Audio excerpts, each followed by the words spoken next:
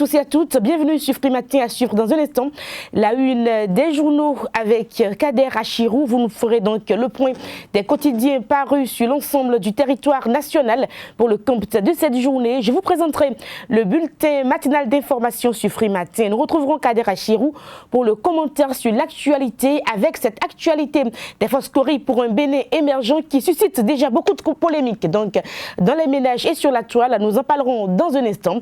Quelques informations sportives pour meubler l'émission, l'horoscope du jour et d'autres informations pêle-mêle viendront donc meubler cette émission que j'ai le plaisir de vous présenter.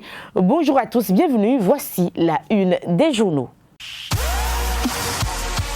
Papa. Oui, ma fille. Tu sais, je t'ai dit qu'après mon bac, je veux devenir journaliste reporter d'images, non? Papa, tu penses m'inscrire où? Esaü. Esaü, papa. Waouh! Maman, maintenant que j'ai eu le bac, je veux faire les finances et trésors. Tu comptes m'inscrire où? Esaü, mon fils. Esaü? Oui, maman! Papa, Oui. tu sais qu'après mon bac, je veux être diplomate, non? Et tu comptes m'inscrire dans quelle université? Mais Esaü, naturellement. Esaü? À ESAE, vous êtes bien formé dans les filières comme administration du travail et de la sécurité sociale, administration générale et territoriale, administration des impôts, gestion des marchés publics, planification et développement local, droit et sciences économiques et de gestion. ESAE, c'est aussi sa télé numérique ESAE TV et son journal L'Informateur. ESAE, c'est à Bédjromédé, 3e rue après le carrefour 16 ampoules allant à Jericho. Numéro de téléphone 98 98 14 00 96 80 55 11 90 93 65 21. ESAE, l'excellence a un nom. Bonjour chers amis internautes, nous démarrons ce matin par le quotidien béninois d'information générale et d'analyse d'informateurs qui titre en manchette ce matin récépissé provisoire, récépissé accordé au parti Foscories.Bénin émergent, Hunkpe et Yaro Isifou font rentrer les Foscories dans la légalité. L'administration Talon valide la démarche. Des précisions à la page 3 de la parution du jour de l'informateur. Toujours à la une de l'informateur de ce matin. Reprise de job par les commandeurs de poste. La ministre Ladekan Yahi cible des incompétents. Des détails dans les colonnes de la parution du jour du Canard. Toujours à la une de l'informateur de ce jour. Diplomatie. Patrice Talon rencontre Poutine le mois prochain. Annonce le confrère. À découvrir dans les colonnes de la parution du jour du quotidien béninois d'information générale et d'analyse d'informateurs, le journal École des étudiants en journalisme à l'école supérieure d'administration d'économie de journalisme et des métiers de l'audiovisuel ESAE. Le béninois libéré en manchette ce matin, l'heure des déballages pour dans l'affaire de la mairie d'Aplaroué, des ordres de Talon refusés par Amoussou. Le ministre Seydou s'en remet à la décision du président Patrice Talon. Les détails sur cette manchette dans les colonnes de la parution du jour du quotidien Le Béninois libéré. Autorité du bassin du Mono, Adambi, président pour 1 an. Des précisions dans l'école de la parution du jour du Canard. Opération anti-gang de la police républicaine. Démantèlement de plusieurs réseaux de braqueurs. Saisie des armes, des munitions et d'une centaine de motos volées. Nous passons à présent à le pays émergent. Verdict de la Cour africaine des droits de l'homme et des peuples dans l'affaire 18 kg de cocaïne pure. Encore 6 jours pour le gouvernement béninois pour s'exécuter et éviter le pire. Talon veut s'attirer la colère des États membres de l'ONU, constate ou faire observer le confrère. Nous passons à présent à Libération, frontière Bénin-Nigeria, la réouverture pour bientôt. Des précisions à la page 3 de la parution du jour du Canard. Toujours à la une de Libération de ce jour, polémique autour du récépissé provisoire au FCBE. Que veulent finalement Yahi et sa bande, s'interroge le confrère. L'événement du jour, sensibilisation et initiation à l'enregistrement en ligne à l'Union progressiste. Madame Annick Djimadja situe les militants. Des détails dans les colonnes de la parution du jour du Canard. La presse du jour à présent, Assemblée nationale, 6e session extraordinaire, 4 points inscrits à l'ordre du jour. Les points inscrits vous ont proposé à la page 3 de la parution du jour du Canard. L'événement précis à la une ce matin, précisément en manchette, délivrance de certificat de conformité. FCBE officiellement reconnu, le récépissé divise les leaders du parti. Théophile Yarou, Paul Ronquet et consorts assument leurs actions. Tigri, Atatassou et autres renient le récépissé délivré. Alassane Djemba acclame l'obtention de ce document. Je n'ai été associé à aucune étape de ce deal, jure Boniaï. Les mêmes erreurs du passé rattrapent Yahi et les Foscories.Bénin émergents. Délocalisation des réunions de la municipalité d'Abon et Calavi, Georges Bada innove, fait observer le confrère de l'événement précis ce matin. Des détails dans les colonnes de sa parution du jour. Le matinal ce matin en manchette, mise en conformité avec la charte des partis. politique. Les forces Kori.Bénin émergents obtiennent leur récépissé provisoire. Les vérités de Yarou à Yahi, les contestataires accusent cacophonie totale chez les Kori. Des précisions aux pages 2 et 11 de la parution du jour du Canard. Échanges internationaux. L'ouverture des frontières Bénin-Nigeria se précise, annonce le confrère Nord-Sud quotidien. Bénin intelligent à présent. Religion EPMB. La diversion au lieu du Christ. Des précisions aux pages 11 et 12 de la parution du jour du Canard. Nous restons à la une de Bénin intelligent. Bilan à l'occasion de la fête des disciples de Saint-Matthieu 2019. Les recettes des douanes qui honorent la douane vous sont proposées dans les colonnes de la parution du jour du Canard. La Nation, à présent, investissement au Bénin, près de 100 000 entreprises créées ces 4 derniers mois. Des détails à la page 2 de la parution du jour du Canard. Et nous mettons un terme à la une des journaux de ce jour avec Matin Libre, qui titre en manchette ce matin, actualité politique nationale. Comment la rupture occupe les forces Kori.Bénin émergents. Le récépissé comme du maïs jeté dans une basse-cour. Suspecte célérité de la publication du document au journal officiel. L'autre acte qui dévoile la même visite du pouvoir. Les probables conséquences pour 2020 et 2021 vous sont proposées dans les colonnes de la parution du jour du Canard. Le commentaire sur l'actualité avec Kader Achirou. Donc, nous restons avec vous juste après la une des journaux. Dites-nous justement un mot sur cette division donc, qui s'observe au sein des FCBE. On a eu droit donc à 2 sorties médiatiques hier du même camp. On en parle.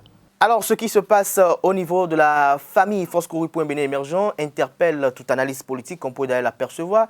Et la première interrogation, c'est de chercher à comprendre que veulent véritablement les Forces Kori.Bénin émergent. Parce que le processus qui a conduit à l'obtention de ce document qui certifie aujourd'hui et qui donne une certaine légitimité au parti Force Kori.Bénin émergent, certes paraît plus ou moins flou, mais nous en venons à l'arrivée ou à l'objectif ou à ce que cette formation politique a tant toujours souhaité, une existence légale et juridique. C'est vrai que l'exclusion du bureau national de Valentin Djenontin et de Komi Koutié pose un véritable problème au niveau de l'enceinte de cette formation politique, mais aujourd'hui, on peut se targuer du fait que cette formation politique existe légalement. Et il faut préciser qu'ils n'ont été exclus uniquement du bureau politique national et qu'ils demeurent membres du parti politique et aucun test n'exclut qu'au sein d'une formation politique, un membre peut devenir candidat à une élection, soit communale ou présidentielle. Et donc, pour ma part, il n'y a pas péril en la demeure. C'est vrai qu'on peut estimer que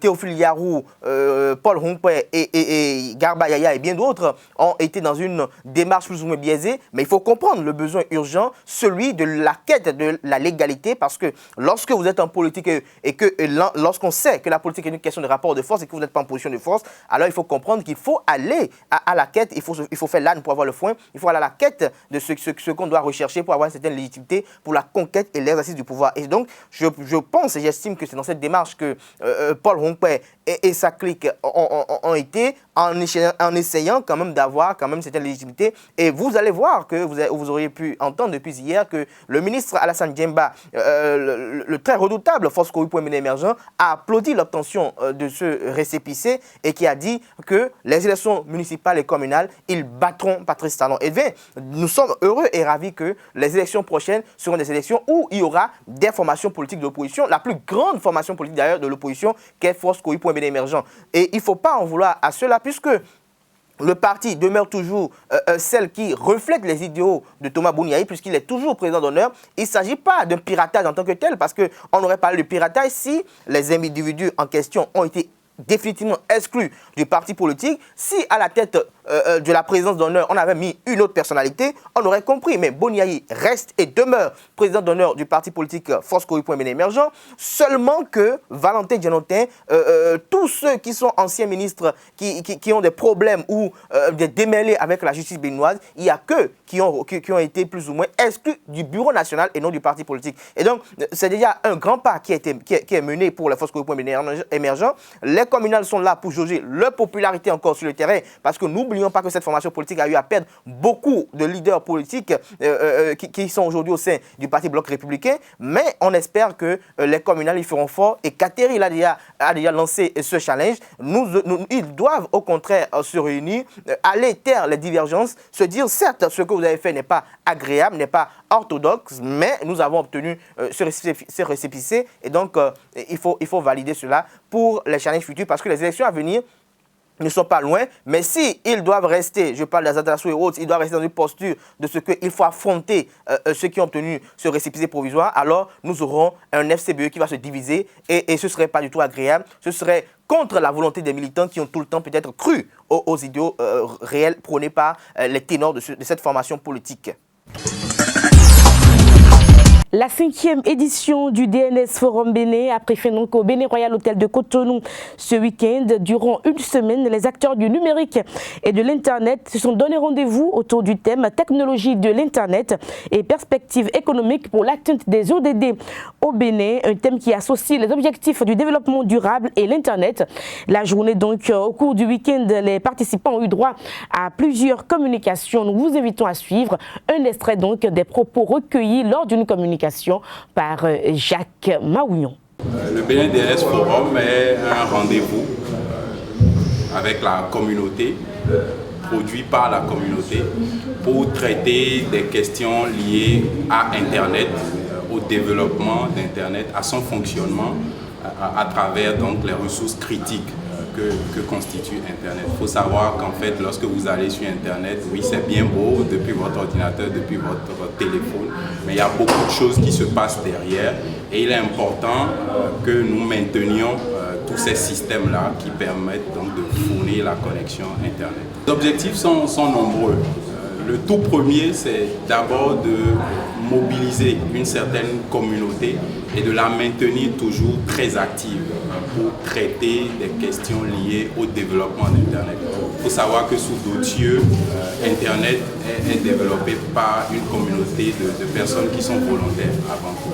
Si Internet est devenu ce qu'il est aujourd'hui, c'est d'abord grâce à des volontaires, des personnes qui n'attendaient pas de l'argent, même si par la suite c'est devenu beaucoup de business derrière. Et donc c'est important pour nous de pouvoir fédérer cette communauté-là, de pouvoir faire comprendre à la communauté. Lorsqu'on parle de communauté, c'est tous les acteurs, que ce soit le gouvernement, l'État qui a une certaine politique, qui doit conduire une certaine politique, que ce soit le secteur privé, d'accord, qui doit investir, qui doit bien sûr rentabiliser son investissement, que ce soit la société civile qui doit servir de garant, d'accord, et qui doit mobiliser la population sur un certain nombre de risques, par exemple, d'accord, et que ce soit les citoyens lambda, tout le monde, que ce soit les universitaires, d'accord, qui forment donc l'élite de demain. Donc voilà un peu ce que nous mettons dans ce que nous appelons la communauté.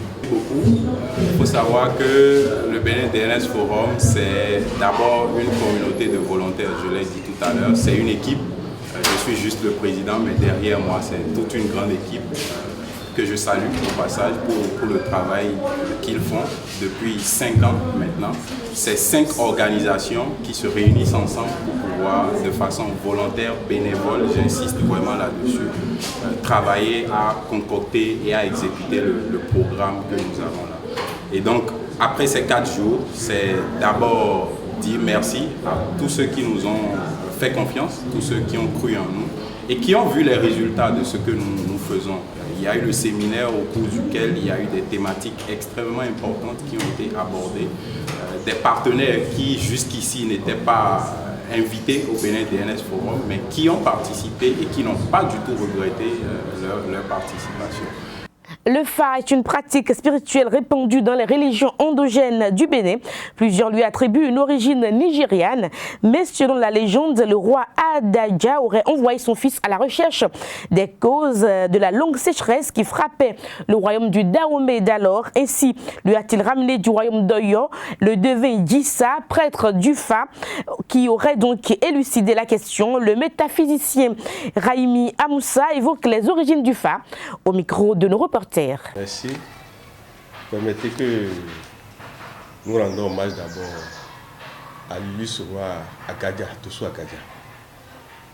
Vous allez me demander pourquoi. Lorsqu'il a pris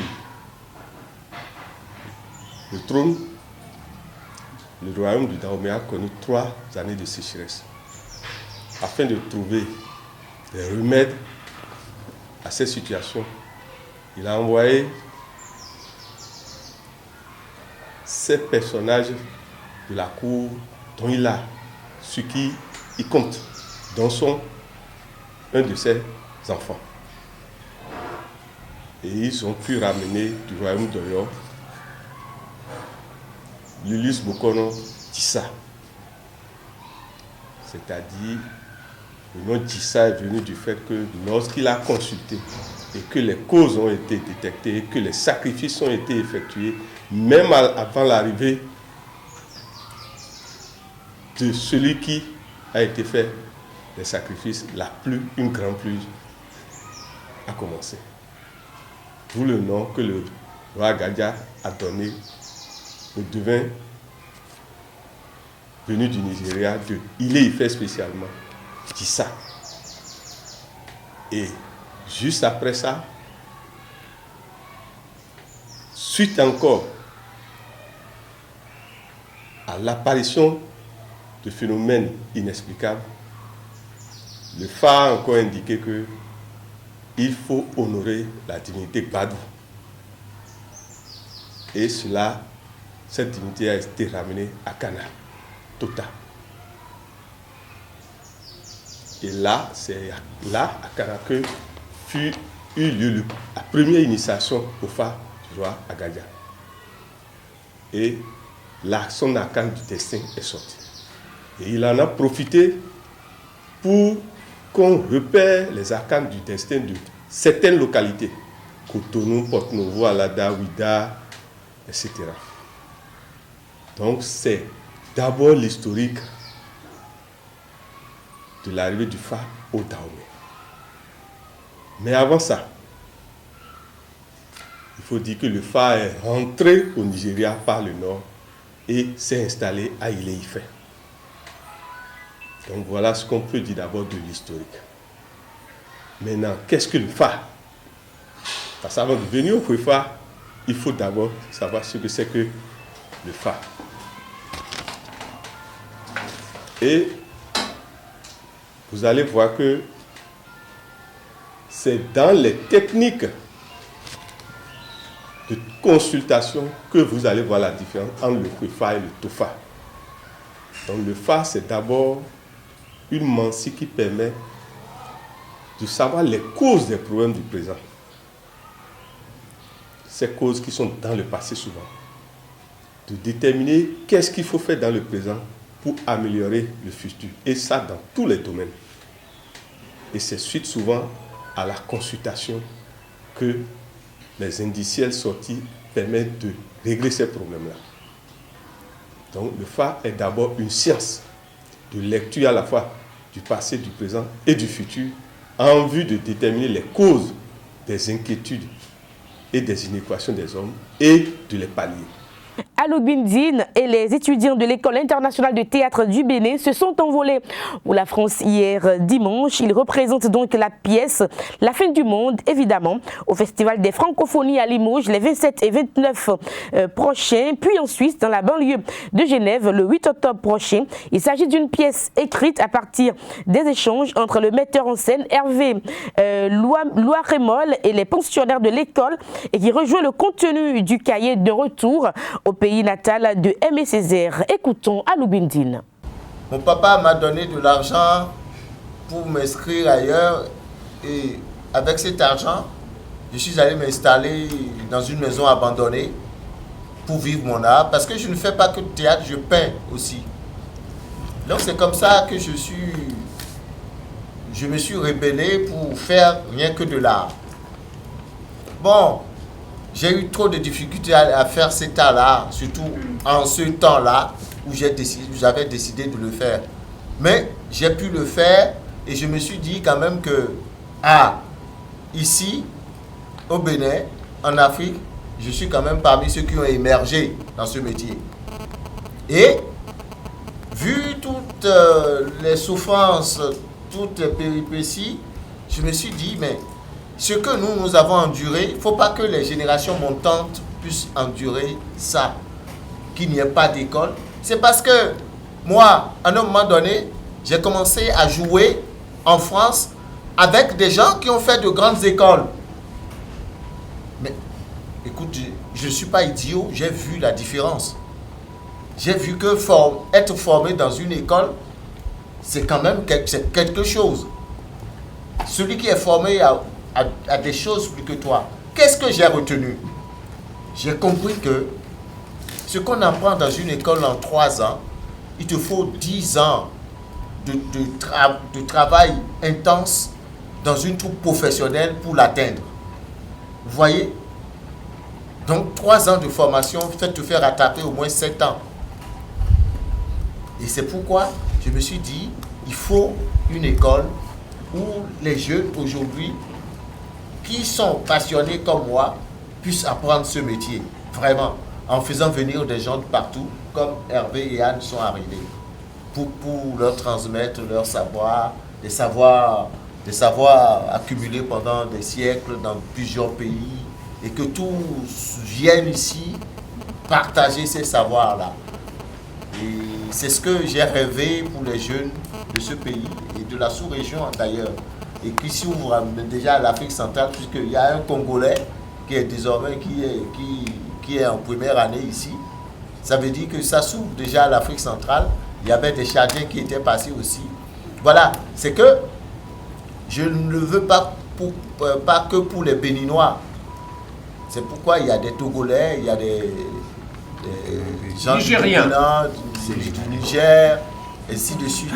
Donc, voilà, cette école, c'est pour que on puisse apprendre le métier. Et heureusement, les choses fonctionnent dans ce pays aujourd'hui, ne serait-ce que dans l'éducation nationale. Ça fonctionne bien. Cette année, c'est la première année où les étudiants de l'EITB ont passé vraiment la licence d'État.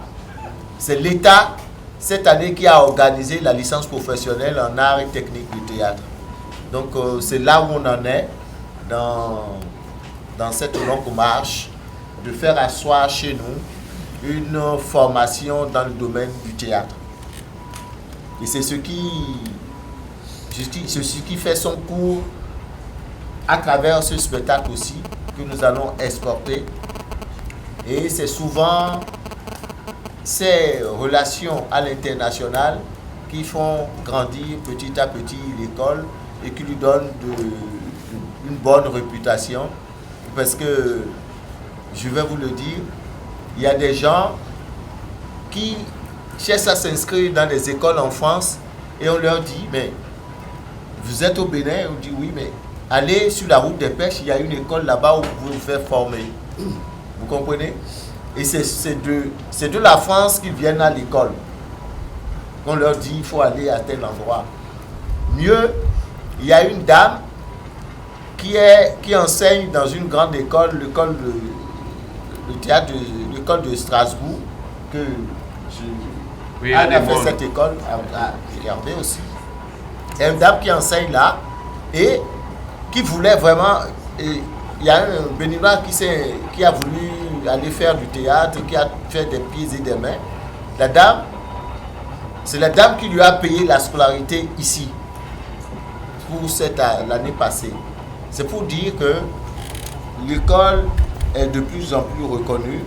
Même l'État béninois accorde un peu plus d'attention qu'hier. Je crois que ça avance inexorablement. Voilà tout ce que je peux dire.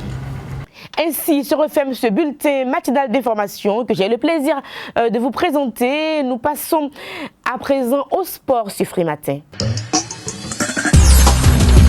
Les sports sur Free Matin, la fédération nigériane de baby-foot a profité donc de son voisin le Bénin pour se former ce week-end donc en baby-foot. L'ordre du jour au club 22 d'Atrokokodji ayant servi de cadre pour cet atelier de formation.